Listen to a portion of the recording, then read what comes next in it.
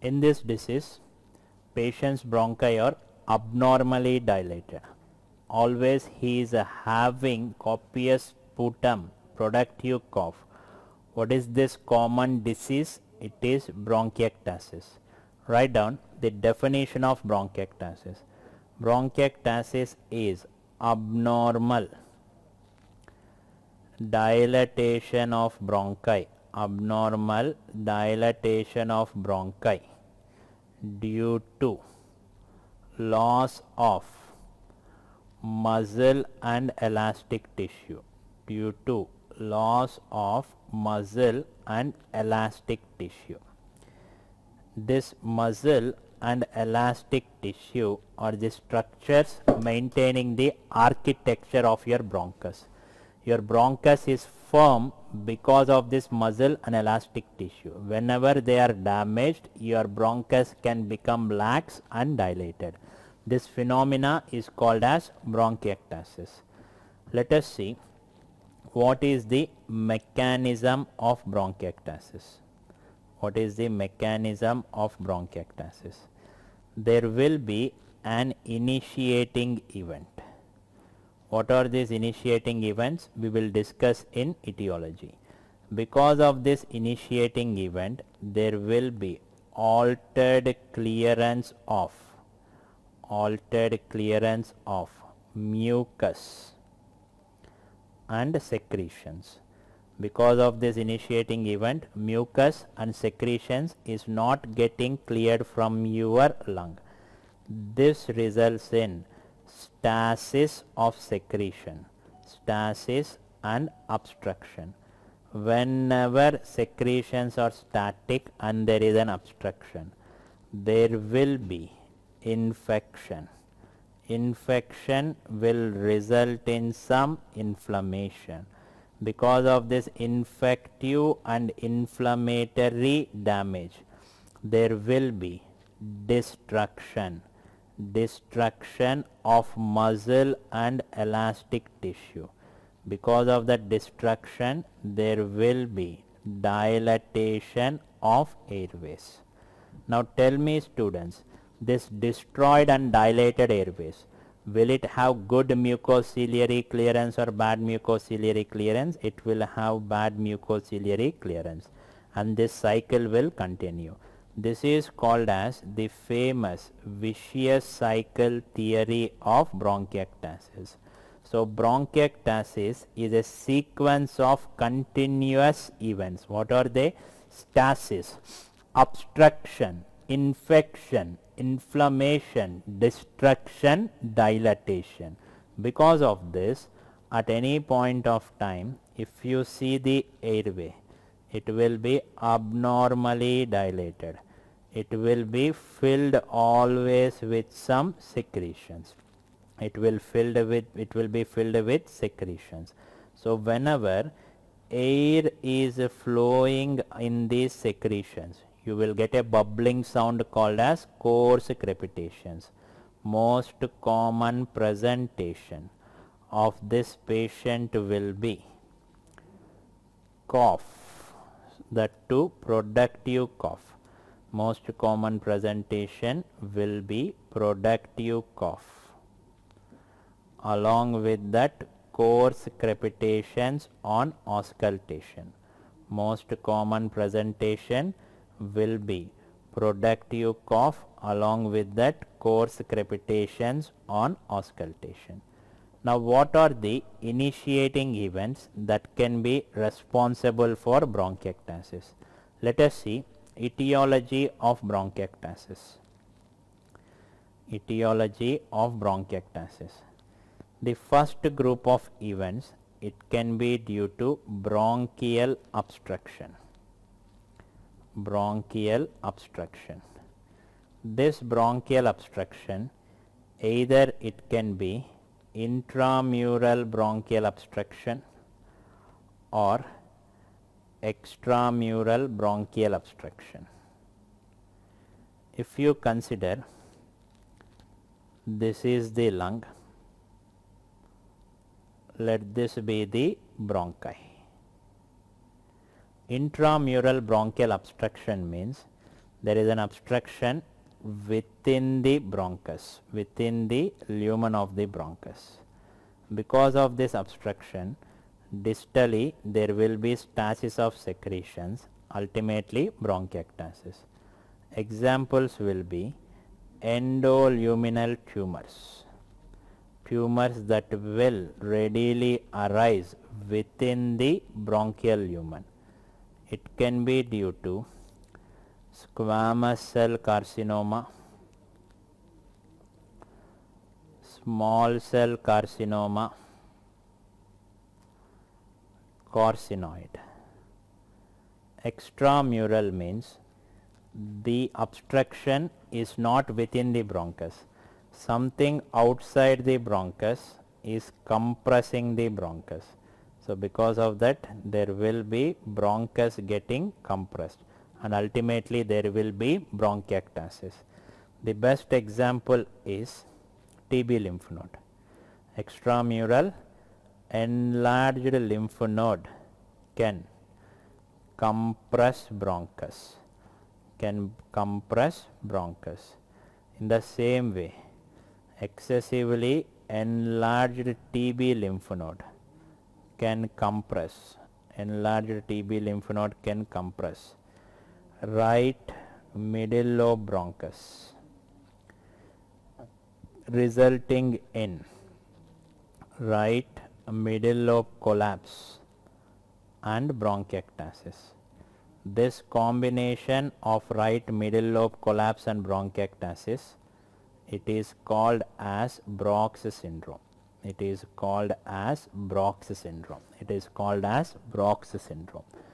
Now, why will TB lymph node specifically compress right middle lobe bronchus? Where does TB lymph node enlargement happen? Hilum. At the hilum, what do you have? Right middle lobe.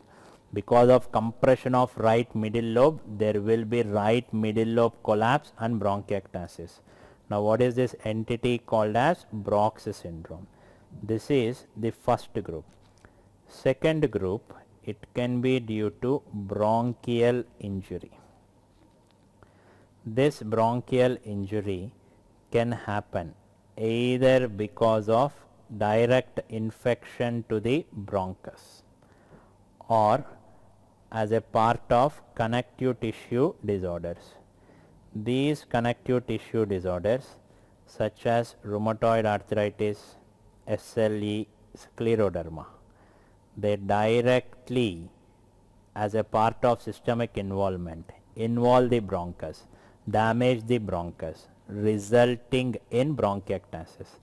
Infections, TB right now is considered as most common infective cause for bronchiectasis.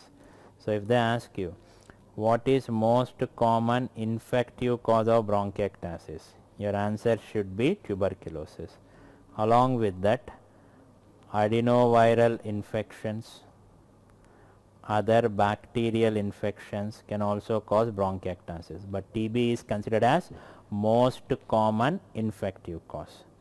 Then this can occur as, traction bronchiectasis in interstitial lung disease. The mechanism of traction bronchiectasis is completely different. Let us discuss here. It has nothing to do with vicious cycle. Let this be one bronchus. This is one airway. This is another airway.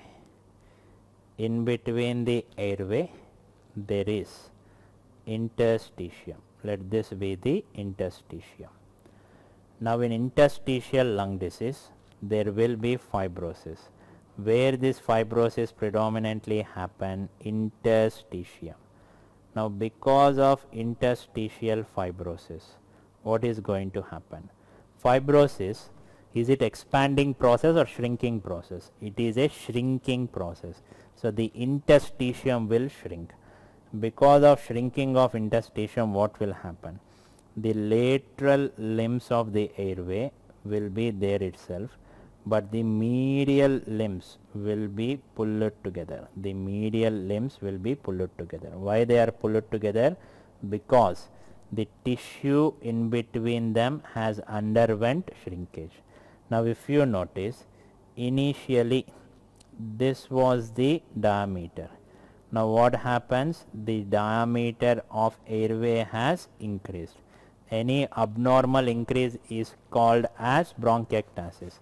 Why it is happening? Pull of medial ends together. So it is called as traction bronchiectasis. Try to understand this simple mechanism. Initially there were two airways like this. Okay, in between them there was interstitium. Now because of interstitial fibrosis, the medial ends are pulled together. The medial ends are pulled together. Because of that, what has happened to the diameter of airway? It has increased. So this is bronchiectasis. Why it has happened? Because of pull of medial ends together. This phenomena is called as traction. So it is called as traction bronchiectasis. Next we have genetic causes. Genetic causes such as ciliary dyskinesia, ciliary dyskinesia, cystic fibrosis, cystic fibrosis, cartilage defects of airway.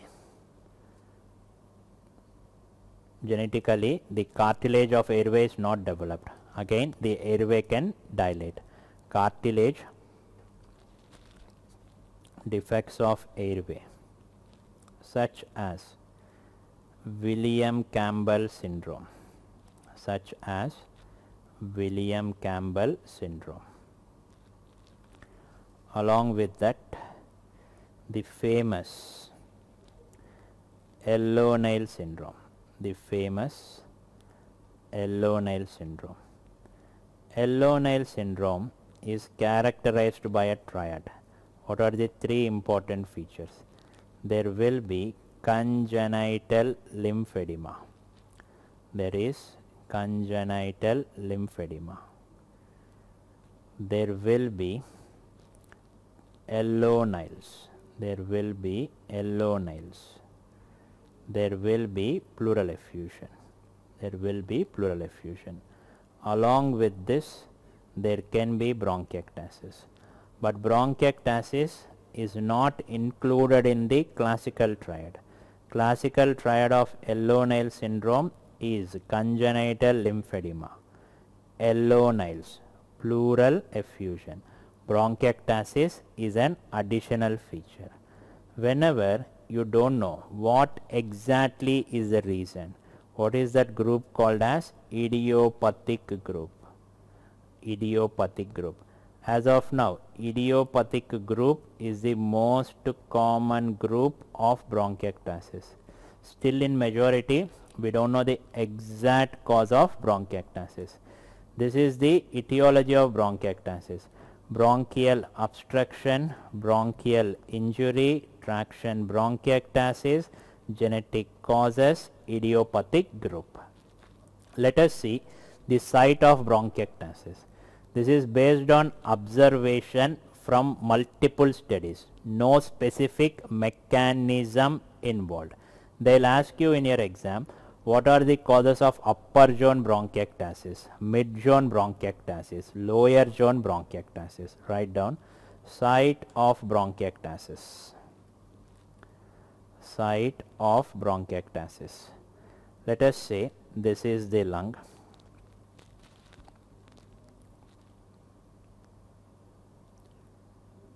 They are going to ask what are the causes of upper zone bronchiectasis, mid zone bronchiectasis and lower zone bronchiectasis.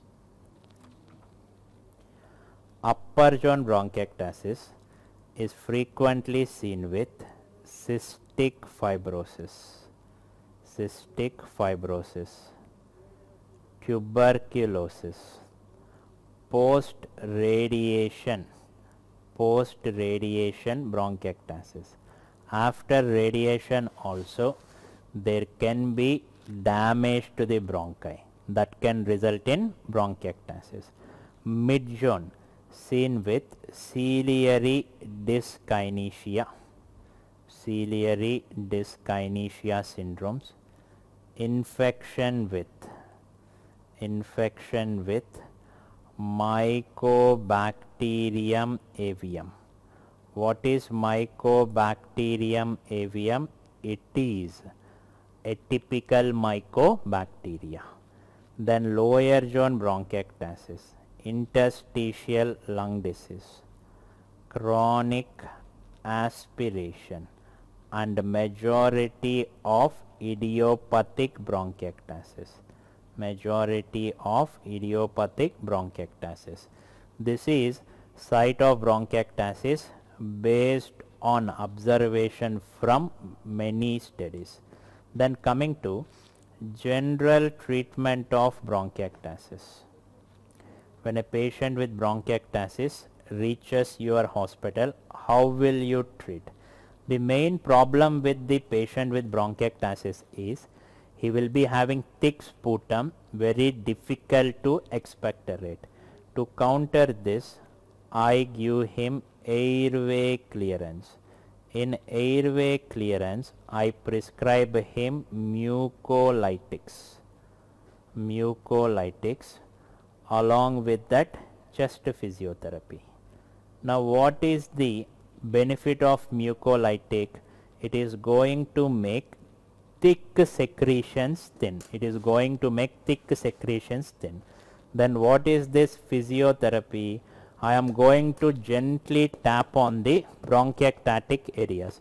So when I tap like this, there will be some vibrations. Because of that vibrations, patient can develop cough reflex. Already I have made thick secretions thin. Now if there is development of cough reflex, it will facilitate expulsion of that secretions. Second important thing, these patients are frequently having infections. To counter that infections, definitely antibiotics. During exacerbation, during worsening, I have to give antibiotics. But once the patient recovers from exacerbation, he can again develop infections. That's why I should also give antibiotics as prophylaxis. Why as prophylaxis? To decrease frequency of infective exacerbations.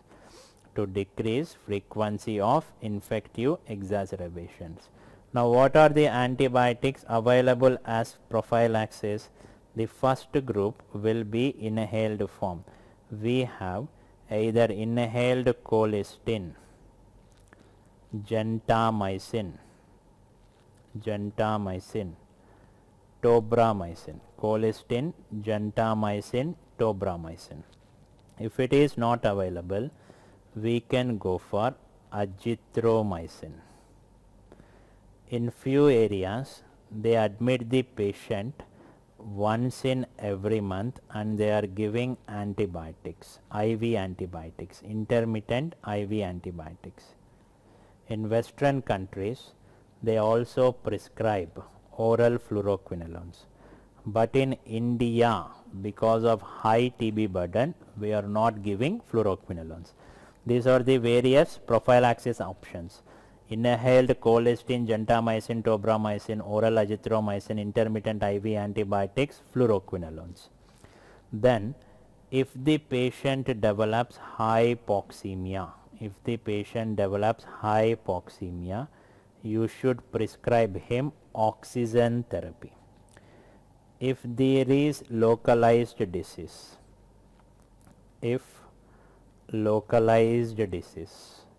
suppose there is right lower lobe or left lower lobe bronchiectasis, it is already destroyed lung, it is not taking part in gaseous exchange, you can go for resection of affected part. If there is a more diffuse disease,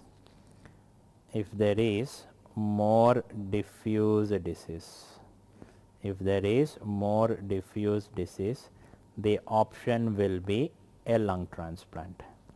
the option will be lung transplant. These are the treatment options, students. So, airway clearance to bring the secretions out, antibiotics definitely during exacerbations, and as prophylaxis to decrease frequency of exacerbation. If hypoxemia, oxygen. If localized disease, resection. If there is a more diffuse disease, I am going to go for a lung transplant. This will be the general management of bronchiectasis. Let us see a case scenario. This patient has come to you with chronic productive cough and coarse crepitations. When you see these two in combination, your suspicion should be bronchiectasis. They have given a CT and asked you the diagnosis. Now, in this CT, if you notice, can you see dilated airways?